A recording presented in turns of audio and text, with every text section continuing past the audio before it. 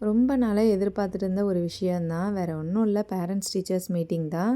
குழந்தைங்க வீட்ல எப்படி இருக்காங்க, எப்படி படிக்கிறாங்க அப்படின்றது நமக்கு தெரியும். அதே ஸ்கூல்ல எப்படி பிஹேவ் பண்றாங்கன்றத நம்ம தெரிஞ்சுக்கிறதுக்கு ரொம்பவே ஈகரா இருப்போம். அதில ஒண்ணு தான் பேரண்ட்ஸ் டீச்சர்ஸ் மீட்டிங்.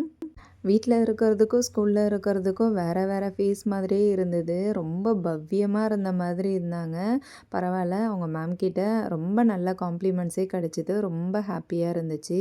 சரி, ரொம்ப ஹாப்பியா இருந்தோமே, வர வழியில ஏதாவது சாப்பிட்டு வருவோம் அப்படின்ற மாதிரி நான் எப்பயுமே டீ தான். பாப்பாவும் ஹஸ்பண்டும் பஜ்ஜி, சாம்பார் வச்சு சாப்பிட்டுட்டாங்க. வீட்ல சுட்டித்தனமா இருக்க குழந்தைங்க அப்படியே ஸ்கூல்ல ஆப்போசிட்டா இருப்பாங்க. நல்ல பிள்ளைங்க மாதிரியே நடிச்சுப்பாங்க. ஆனா நமக்கு தான் தெரியும் அவங்களுடைய ரியல் ஃபேஸ் எது அப்படின்ட்டு. இட்லிக்கு கொஞ்சம் அரிசி உளுந்து ஊற வச்சுட்டு போயிருந்தேன். அத ஃப்ரிட்ஜ்லேயும் எடுத்து வச்சுட்டு போயிருந்தேன். சரி வந்து அரைச்சுப்போம் அப்படின்ற மாதிரி.